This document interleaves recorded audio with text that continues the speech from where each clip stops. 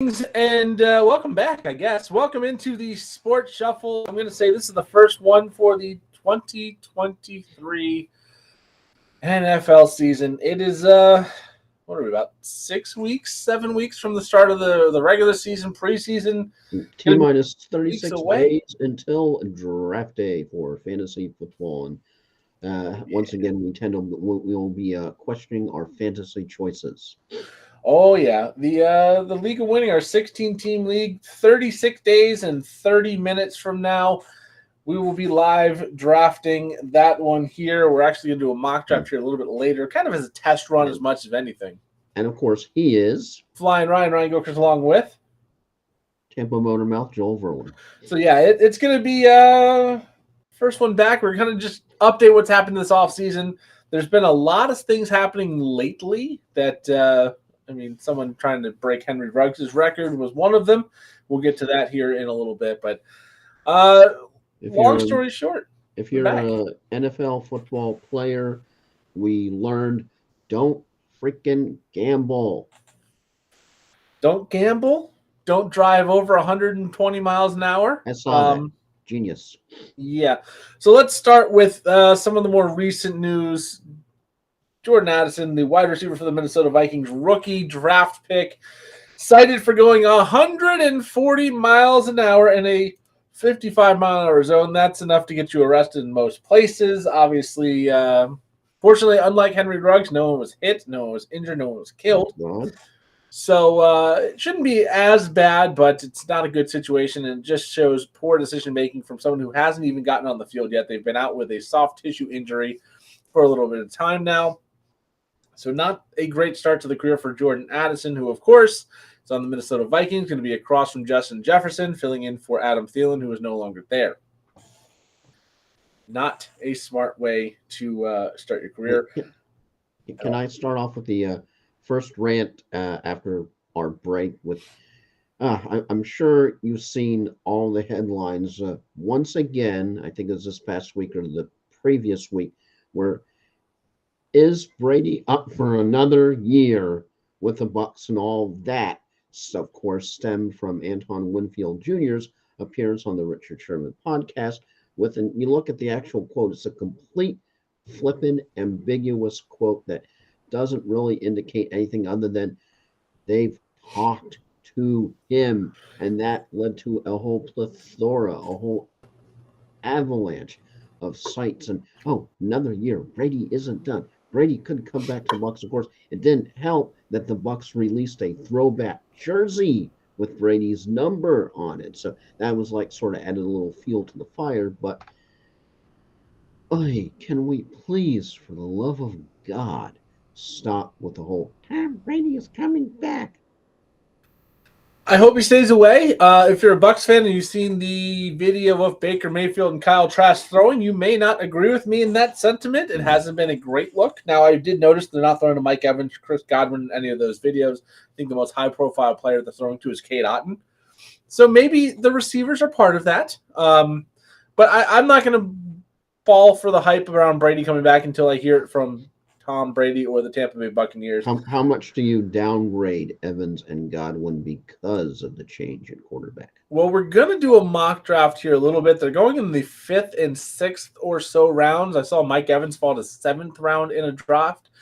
That's too late. Mike Evans has never had less than 1,000 yards. I would like to say that Baker Mayfield is at least as good as Jameis Winston was, and Jameis Winston got the job done for fantasy purposes. So I think they might be a little bit undervalued when it comes to fantasy. I do wonder how the Bucs are going to be as a team on the field, competitive-wise. It's a very, very soft division. They won it with, 8-9 last year, Joel? They won the division and got in the playoffs, and then they got stomped. So just a little bit. That was a painful game against the Cowboys. So it's a soft enough division. They can be good if they can just win the in-division games and then pick up some softer wins in the rest of their schedule. But that being said, I don't think it's going to hurt Chris Godwin and Mike Evans fantasy-wise. They might not be wide receiver ones, but they can both be low-end wide receiver twos and have some value in flex or deeper leagues for sure. But the Baker Mayfield transition is not ideal. But remember DK Metcalf and Tyler Lockett last year going to Geno Smith? worked out pretty well for both of them.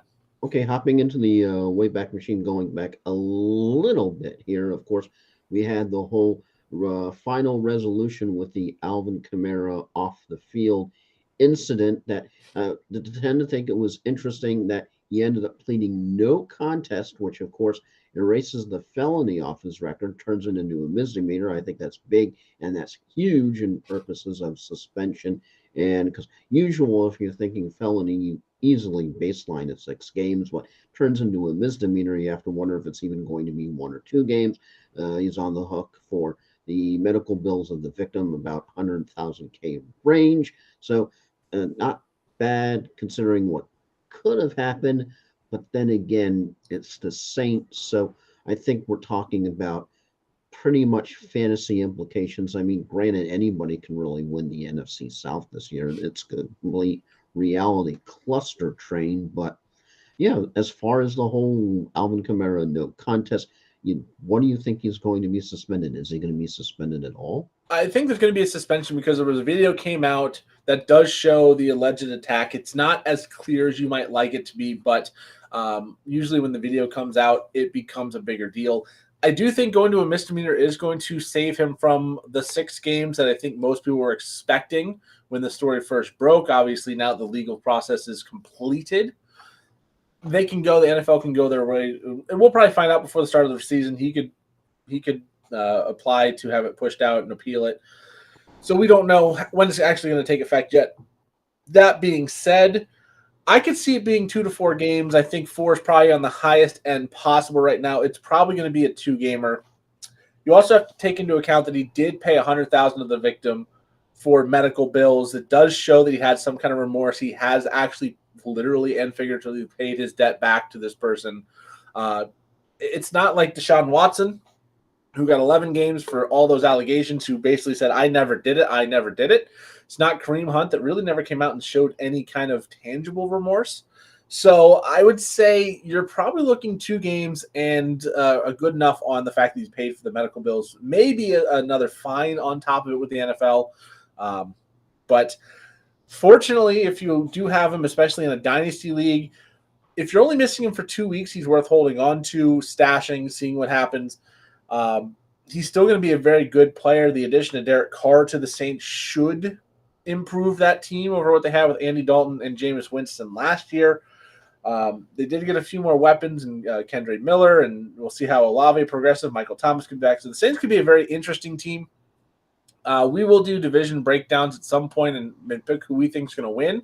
Saints are a strong contender in the NFC South. I don't know if either one of us is going to pick them, but only losing Kamara for 2 games is definitely better for the Saints fantasy-wise. If you could withstand holding him on your bench for 2-3 weeks, you might get him in the 5th, 6th round.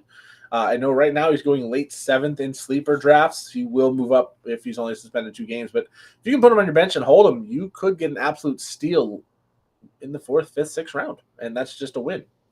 Next story really doesn't pertain to fantasy or drafting, but I think it's definitely important because, of course, you had a little bit of a sneak peek into what happened with the whole John Gruden email leak things, as apparently everything originated with the DeMaurice Smith, who wanted to release the emails because believing that it helped secure his vote to stay on NFLPA head.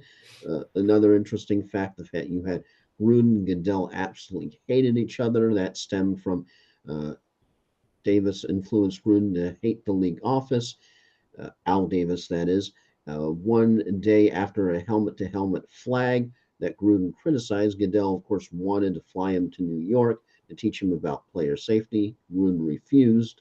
Gruden later wanted to promote youth football and was expected to meet with Goodell, but Goodell sent a deputy, which utterly pissed off Gruden. And uh, Davis didn't want to fire, Mark Davis didn't want to fire Gruden immediately, but when the homophobic emails came out, he felt he had absolutely no choice, and just an absolute, completely, utter, complete email cluster beyond all belief. I am not by any stretch of the imagination defending Gruden in any way other than this one.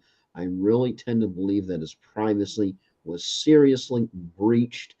This leads, of course, to I had some speculations going. Could Goodell possibly be suspended? Yeah, no. I'll talk more about that in my final thought. But I really tend to think that Gruden was, of course, his privacy was definitely compromised and breached. He's going after the NFL. He wants to burn the house down. I think any normal person would be pissed off. I even saw one post that was by a Raiders fan page, not surprising, saying that uh, Gruden, was had no courage and he should have stood up for himself more. I'm trying to figure out how one can do that when you pretty much have the NFL is at you. And so I'm just sort of wondering what your take on all this is. What do you take away from something that sounds like it's out of uh, like the old show Dallas or a more modern version of Succession? It's tough here because John Gruden definitely had his privacy taken away. You don't put things in emails you don't want to come out down the line. You don't tell people things you don't want shared. If you're going to put something in writing, understand that it can and possibly will come out down the line, especially if it's something that is in today's climate offensive, Especially with a high non-inclusive, and all these profile other things. job like being a head coach. Exactly. You're on ESPN's Monday Night Football. You're a very well-known person with the whole Chucky attitude that went with it that made him very popular. So you've got this guy with this reputation of being a little more of a tough guy and a little more, let's say, wild, I guess you would say. And then you come out and say the kind of things he said in the email. Yeah, as far as getting leaked and losing his job, that's not really right. That's not what you want to see. But we all know that happens nowadays. I mean, Guardians of the Galaxy creator or producer director James Gunn. You got the first two movies. The third one did finally come out, but it was delayed 3 years because Disney fired him because of tweets from so long ago. It's don't put things in writing anymore. Disney is not exactly doing well right now. Cough, cough. Yeah, there's some things. I mean, we're not going to go too much into Yeah, politics because we're not going down that rabbit hole. we don't want me to start ranting. I already did that once today, and it was fun, but I'm not wanting to do it again. Anyways, they let him go because of things he said in 2012 that was now viewed as not okay, or 2008 or whatever it was. So understand what you put in writing can and often now will come back and bite you. Knowing that it was kind of a hit job from someone in the NFLPA trying to get ahead of the vote and make sure they're still in power.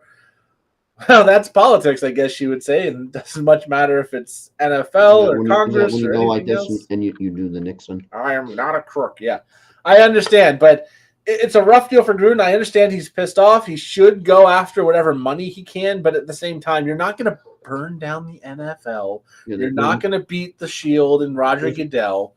Take your win where you can get it and move on. That's the best thing you can do at this point. All right, so we go from email clusters to we have to bring up. I know he's a former NFL player, but in one of the most bizarre sequences of events that I think absolutely nobody could have possibly predicted to happen to AB. All of a sudden, you think, yeah, okay, the dude strips off everything pretty much in the middle of a Bucks Jets game and up there, departs the field, and he's out and he's gone. So somehow somebody thought that it would be a very good idea to give this man stewardship over an entire AFL franchise, the Albany Empire, and not crazy enough. Yeah, I know I'm not talking about AB anytime you're talking about crazy, but uh, not unexpectedly, I should say, everything turned into an utter complete train wreck very, very quickly. We're talking about a franchise that was back to back champions of the league at one time, had a very good core. AB came in, and everything went. All of a sudden, we're talking about players being locked out of hotel rooms while being on the road. We're getting rid of the entire core. the head coach being fired before the season started, but then being brought back. The same dude who was fired came back. I don't think I've ever heard about that in any franchise anywhere. Getting involved with there was a heated argument with a security guard. Now we find out that it's probably because of a where's my money? Like Stewie from Family Guy, where's my money? Then of course it was he ended up not playing payers and coaches, and the final bleep you he gave to the entire franchise on his way out after the team was kicked out of the league because he didn't pay the league dues. Dude, if you're going to pay anything, pay the freaking league dues. So now the Albany Empire's not with the AFL anymore. It is now a defranchised franchise. And AB's final bleep you to the entire team was because now everybody is suing him, reversed everybody's final paycheck. Was there any surprise that this was going to turn into an utter train wreck with AB? I don't know anybody who thought, hey, let's give this guy ownership in a team. He might be the worst owner in sports history. No, it's not a surprise. AB has showed very toxic personality traits and a lacking of maturity for years, since when he was with the Pittsburgh Steelers, even. I mean, recording post-game meetings and stuff like that and posting on social media. So it's not a surprise to see him implode spectacularly again. But for the sanity of myself and anybody else who follows sports, anytime I hear Antonio Brown, I just kind of go, okay, I don't care. And that's the best way to get rid of people like that, is to tune them out entirely. Because if they don't have an audience to be crappy, then it's tough for them to really to do the bad things. And as far as getting ownership, I don't know the process. I know there's a story of a guy trying to buy the New York Islanders in the 90s with no money and almost got away with it. But I can't imagine Antonio Brown sitting on enough money to have gone to a bank and say, I want to buy a team. I have the money. Especially when he apparently owed a jeweler $1 million, and he was also apparently kicked out of a Marriott for being disruptive, smoking weed, among other transgressions. Yeah, I'm not surprised, and I hope this is the last time we hear about him. But if history serves correctly, it probably won't be. And speaking of crazy, I know we've got to go outside the galaxy of the NFL or football, because I think this one that happened during the offseason is significant, and it is definitely something to talk about. Of course, the Ja Morant suspension in the NBA for a whole slew of games, including he needs to complete certain conditions to come back and be reinstated to the NBA. So I was sort of curious if you saw that happening and what your general reactions to that whole insane situation of flashing a gun twice on social media.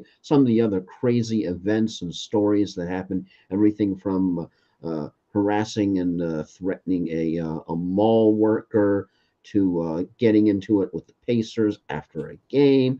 Just absolute, complete, total craziness. And one of the crazy parts is the fact that Morant's camp apparently was trying to convince everybody that one of the guns that he flashed on a social media video was a toy gun. Really? I feel bad for the kid. I mean, he's fairly young. What is he, 22, 23?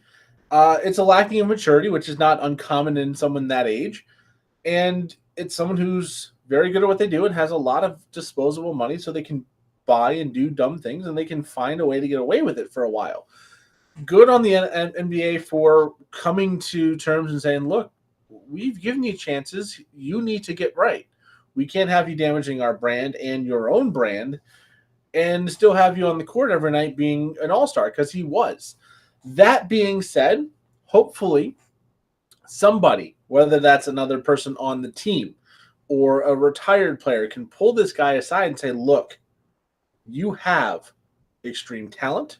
You have a future and the capability of earning more money than you ever dreamed of. You've also got the opportunity to be a complete legend and role model in the NBA community if you get yourself right. You also have the opportunity to flame out, live broke in a ditch, and have a bad attitude and end up in and out of prisons if you don't get yourself straight. Part of that is getting away from the people he's around. Obviously, if you have a friend posting on social media a video of you wielding a gun, that person's not in your corner because you were already suspended for something like that once recently before. So there's a lot that's going on here behind the scenes. Hopefully he is smart enough, has good people that are coming to him, if not now, then shortly, or we're already in his camp before that can say, look, you need to get rid of this guy, they're bad news. You need to listen to what I'm saying. You need to be smarter. And people grow up at the rate they grow up. Sometimes you have to be smacked around to properly grow up. And maybe this is the wake-up call that he needs. Fortunately, no one's been critically injured or hurt or killed by the guns he's flashed. And I mean, I know he had the altercation with a 15 or 17-year-old kid. Oh yeah, that was the 22. pickup basketball game that went horrendously wrong. Yeah. So there's stuff like that where it's like, yeah, that's not a good look. But at this point, there has been no harm done. That if he corrects his actions cannot be undone. So hopefully for him, he just gets with the right people, gets some maturity, and can move on and be a little bit better for himself and his community because he's a hell of a basketball player. He can have a very long, successful career. Possibly, I mean, not necessarily a given, but he could be a Hall of Fame caliber player with how he's starting out. And would rather not see someone with that much potential throw it away. But if he keeps down this track, that's exactly what's going to happen. No, right. So can we go briefly before we get back to feet small? Two things to the ice that I'll say two things, and I have a feeling I'll just be able to say those things, and you'll be able to just go rock and roll completely. All right. So first one I want to say, Arizona Coyotes. Which way you mean this? Because there's a lot here. Because of the whole stadium kerfuffle. Okay. Part of this is because they didn't have proper ownership and maybe still don't. It was by the NHL. But how do you not pay your bills enough where you get kicked out of your stadium if you're a pro franchise, especially if you are managed by the league? The Coyotes are probably going to end up being relocated, whether that's to a Portland or a Quebec or something like that. I think they're eventually going to leave Arizona, which, I mean, you don't think ice hockey in the desert necessarily, but I do know they have their fan base down there as well. I mean, Tampa's not a traditional hockey market, but it's arguably the one that gets the best ratings and the most trying to think of the way to say it, most consistent stadium filling. I think their stadium is more full than definitely than the Trop, but even possibly over Ray J when the Bucks are playing and the Bulls are playing. So it can work, but bad leadership and bad management and making bad decisions, trading guys away that shouldn't be traded away for prospects and picks that may never pan out. That's not the way to build. That's something we saw the Florida Panthers do for a very long time in the past, and that's something that if you do that, it makes it harder to grow a fan base. So the Arizona Coyotes. I think they need a good ownership group, someone that wants to come in and do what the Tampa Bay Lightning had done and do what some of these other non-traditional markets. I mean, San Jose, even though they're a bad team, they have a massive following in a non-traditional area. Do something like that. Bring it in and say, we're going to build this, basically start from scratch. But yeah, as far as paying your bills, that's not a good look. And the other one that I know, all I have to do is just say what I say, and that you can rock and roll and go off. That'll be, we want Florida. Be careful what you wish for. What's funny about that is they didn't do it after Florida won, because Toronto, it was the Toronto Maple Leafs fans after they finally beat the Lightning, got out of the first round for the first time in 300 years. Yeah. I mean, they haven't won a Stanley Cup Hyperbole. in several lifetimes, it seems like. They finally got out of the first round. Good for them. They leave the stadium. Florida and Boston, I think, were tied up at 3, or maybe Boston was up 3-2, or Florida, I don't remember. And they're chanting, we want Florida, we want Florida. Which, one, says, I don't want to play Boston because they're too tough.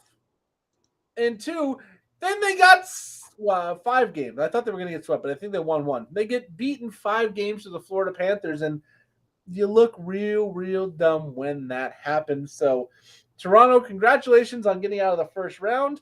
And then congratulations for the memes that you walked right into with that whole. Yeah, that would be there was someone that shared something that I think it says like milk on their shirt or something from the Maple Leafs jersey, and somebody said, "quote in a meme, the Toronto Maple Leafs are sponsored by milk. It must be 2% because that's their chance of going past the second round." Yeah, Ouch. it's again, it's not a good look for the Toronto Maple Leafs And to it's have kind their of fans. interesting how Newbass, the GM, is now no longer with the team. Okay, yeah. After he was like chirping at the Tampa Bay Lightning fans in the first round, and then the second round, of course, he was throwing the water bottle. We got lost him. You still there? Still here. Oh, everything just cut out on me. Hold on. Oh, okay. Yeah. Anyways, I lost like half of what you just said. Oh no, I was just saying. What part did I cut off?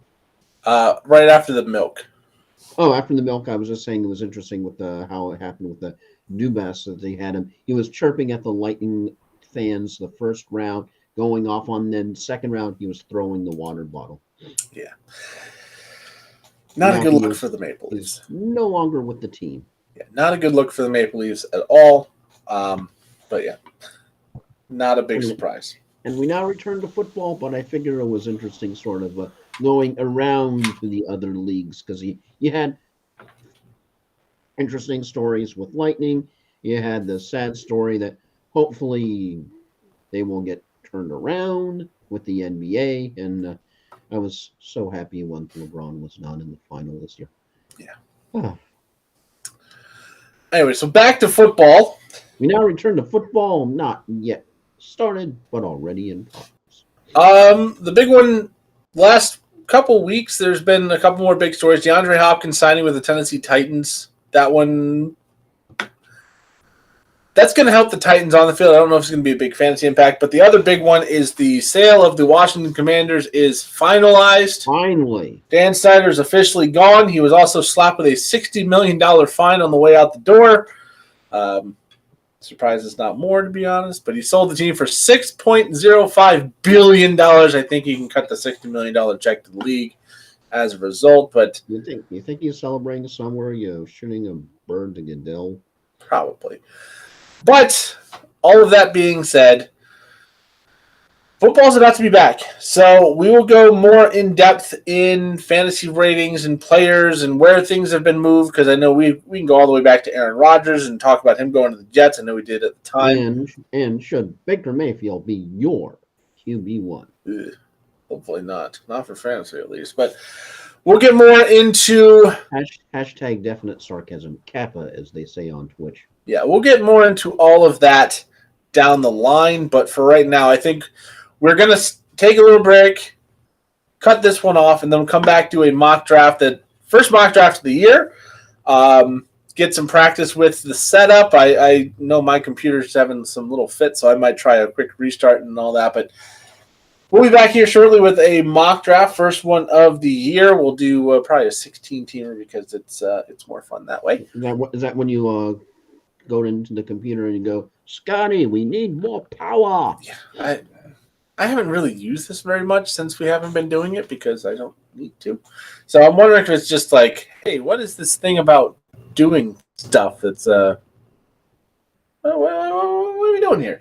So with that, I'm flying Ryan Go Chris along with Tampa Motormouth Joel Verlin. And with that we go.